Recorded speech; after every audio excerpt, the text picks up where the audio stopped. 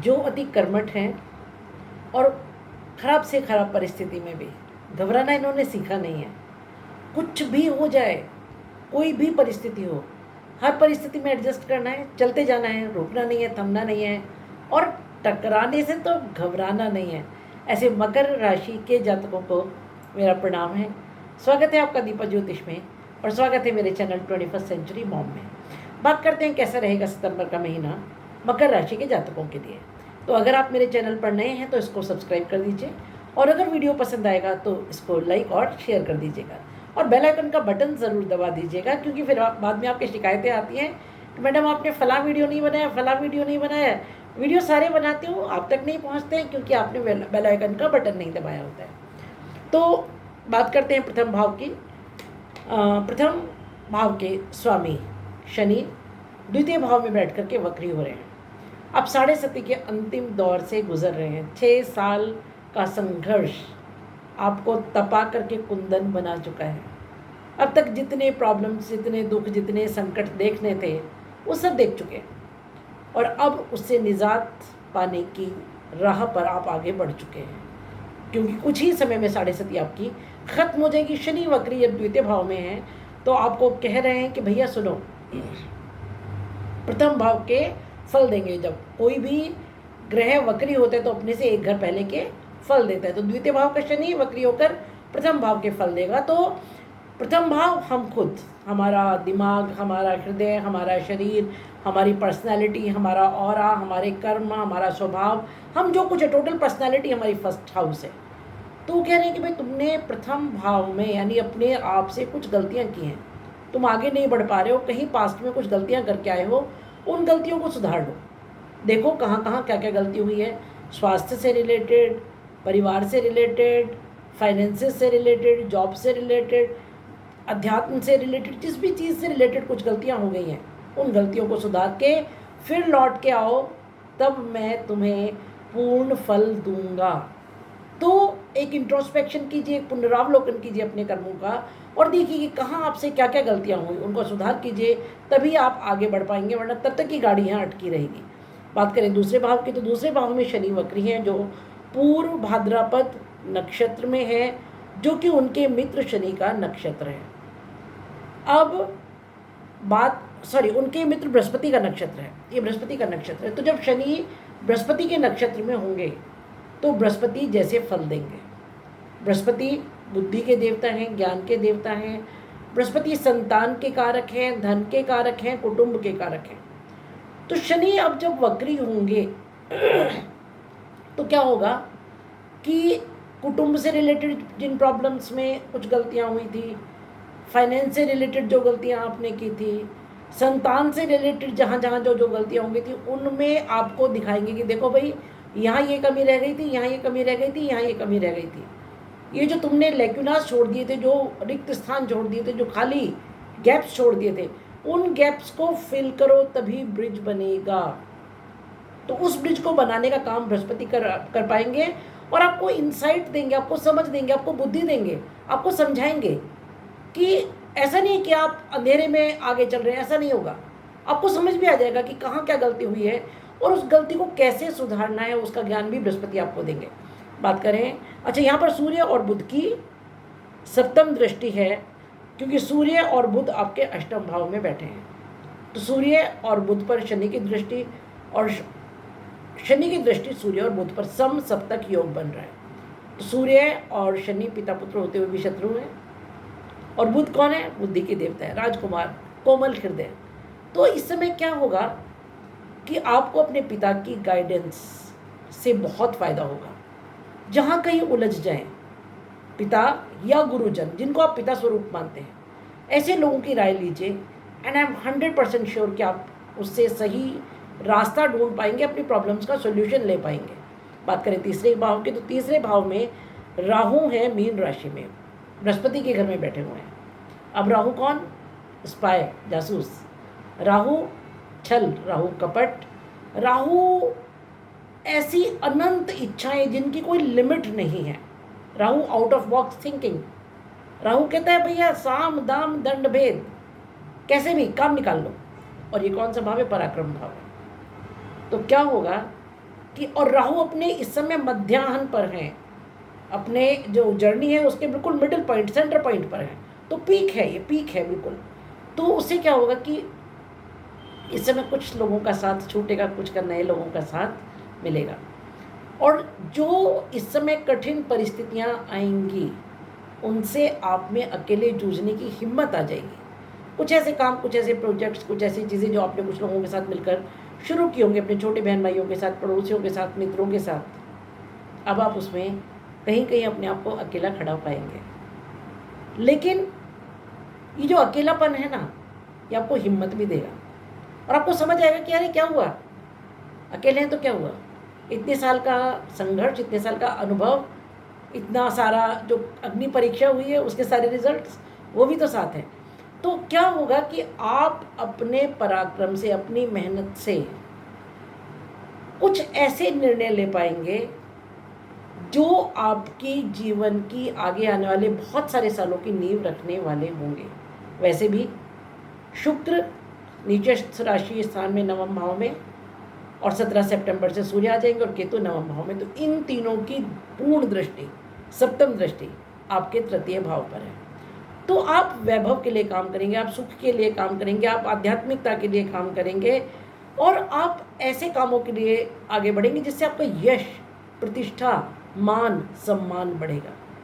और वो एफर्ट्स खुद ही करनी होंगी। और क्योंकि राहु थर्ड हाउस में, तो Rahu out of box thinking देंगे, न्यू आइडियाज़। हाँ, एक चीज़ ज़रूर है, वो मैं आपको सलाह देती हूँ कि ओवर एम्बिशियस होने से बचिएगा। राहु गलत रास्ते भी दिखाता है, उससे बचिएगा।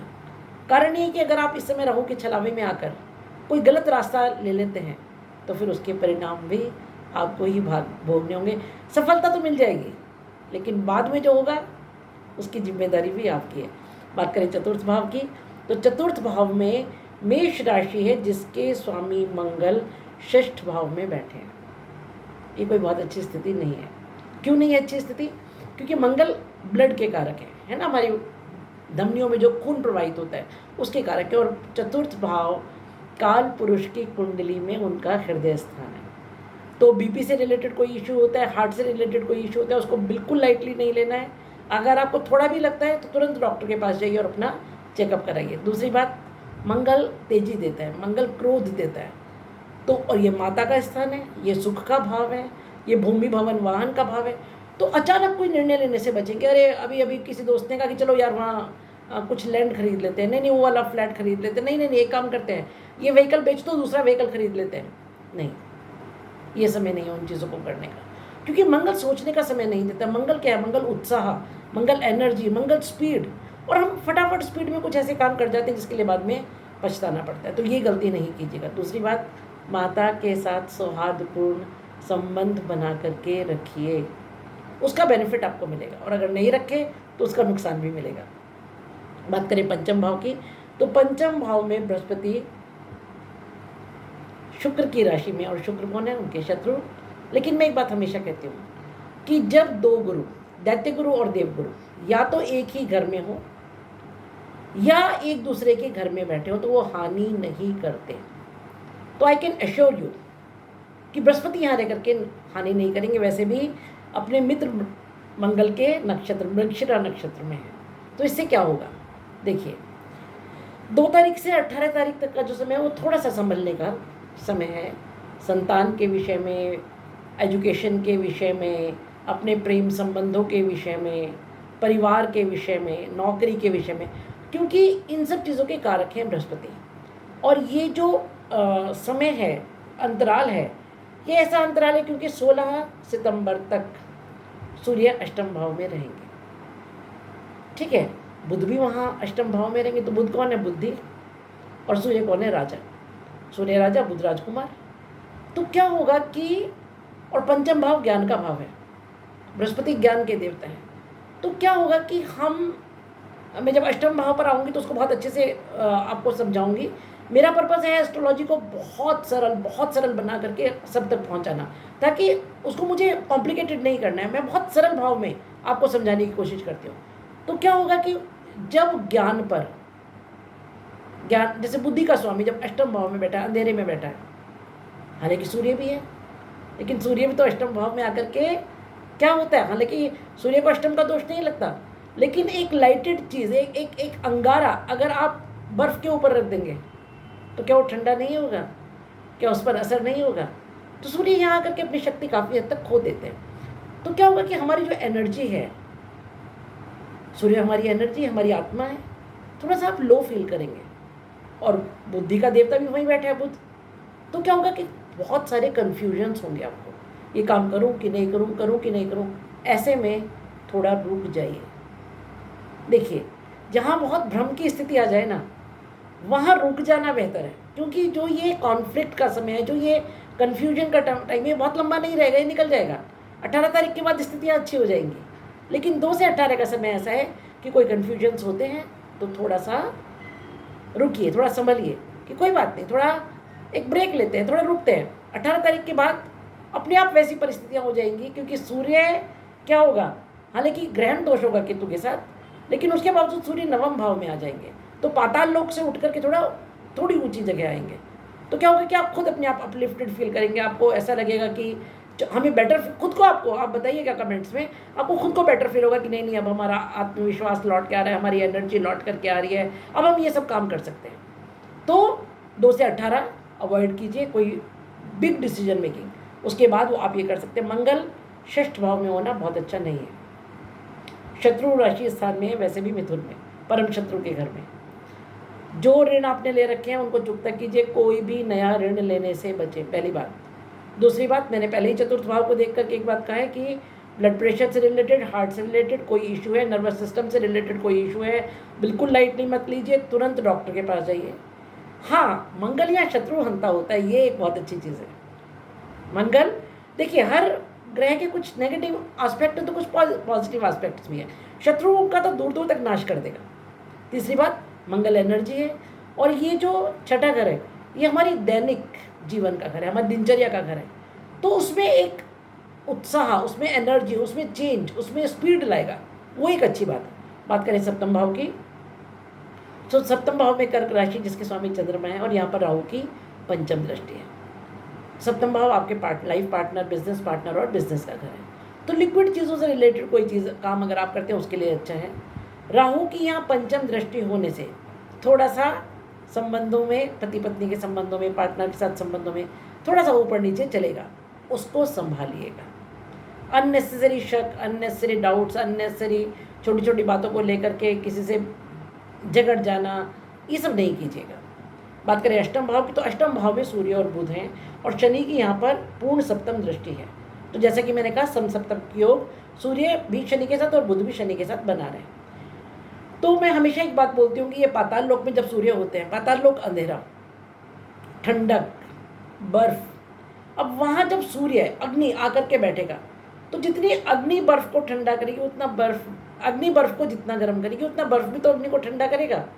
इसलिए सूर्य जब यहाँ होते हैं तो अपना प्रभाव काफ़ी हद तक खो देते हैं। बुध बेचारा बालक राजकुमार डर जाएगा अंधेरे में, है ना। बुद्धि जब पाताल में होगी, अंधेरे में होगी, तो क्या होगा, हम कैसे क्या बोलते प्रभु को कि हे प्रभु, हमें अंधेरे से उजाले की ओर ले चलो, अस्तो माँ सदगमय, अंधेरे से उजाले की ओर ले चलो। अब यहाँ क्या है, बुद्धि अंधेरे में आ गई है, पाताल में आ गई है, ठंडक में आ गई है, अंधकार में आ गई है, तो कन्फ्यूजन्स की स्थिति जो मैंने आपको कहा वो होगी। ठीक है, तो इसीलिए मैंने कहा है कि जो कोई डिसीजन मेकिंग का समय है, क्योंकि जब सूर्य यहाँ से 18 तारीख को, 18 क्या 17 को ही आ जाएंगे नवम भाव में, उसके बाद आप डिसीजन मेकिंग कीजिएगा, अगर कोई हार्ड डिसीजन मेकिंग है, कोई बड़ा निर्णय लेना है तो। बात करें आपके नवम भाव की, तो नवम भाव में शुक्र नीचस्थ राशि स्थान में केतु और सूर्य होंगे। सूर्य केतु ग्रहण दोष बनाएंगे, लेकिन उतना असर नहीं होगा, क्योंकि यहाँ साथ में शुक्र भी हैं, और शुक्र नवम भाव में, यानी कि आपको विलासिता, धन, वैभव, इससे रिलेटेड जो चीज़ें, उनके कामों को आपको पूरा करेंगे, भाग्य साथ देगा उन चीज़ों में।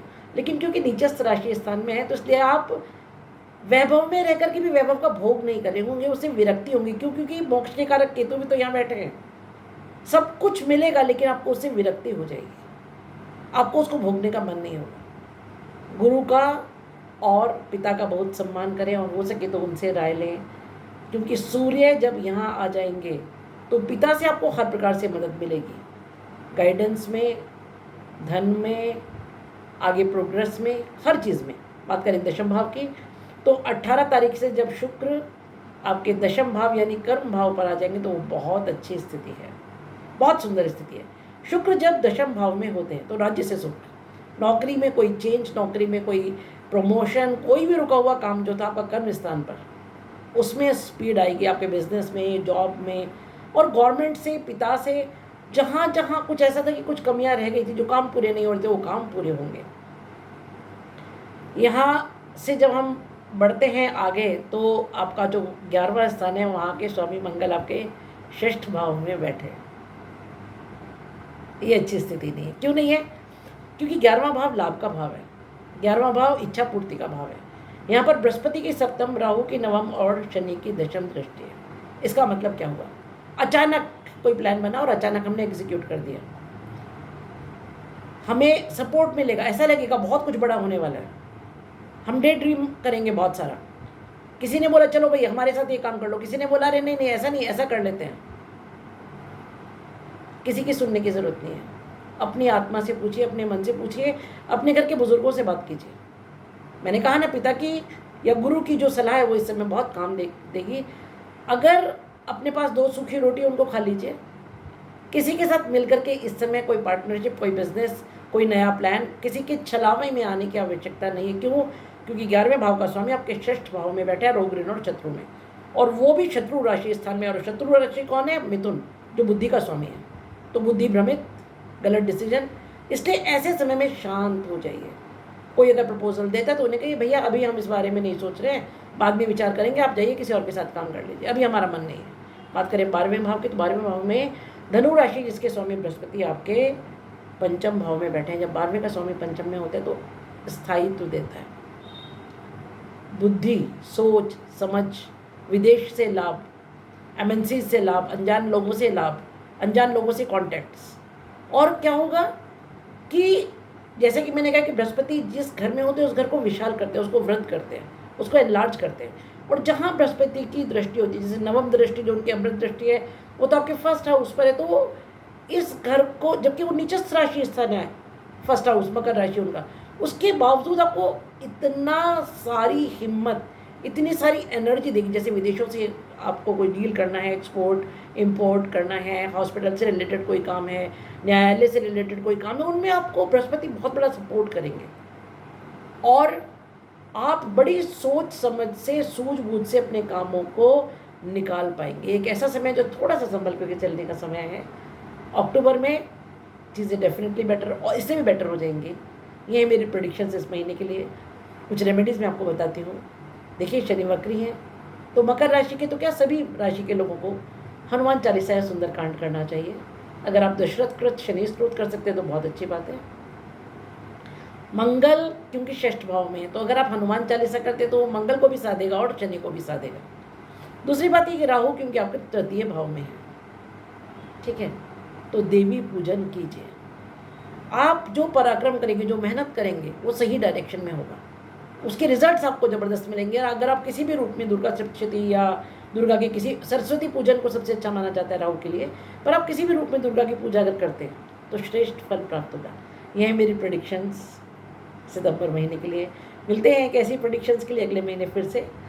अगर पसंद आया है वीडियो तो लाइक और शेयर कीजिए, सब्सक्राइब ज़रूर कीजिए और बेल आइकन का बटन ज़रूर दबा दीजिएगा। शुभम भवतु, कल्याणम भवतु, स्टे हैप्पी, स्टे ब्लेस्ड।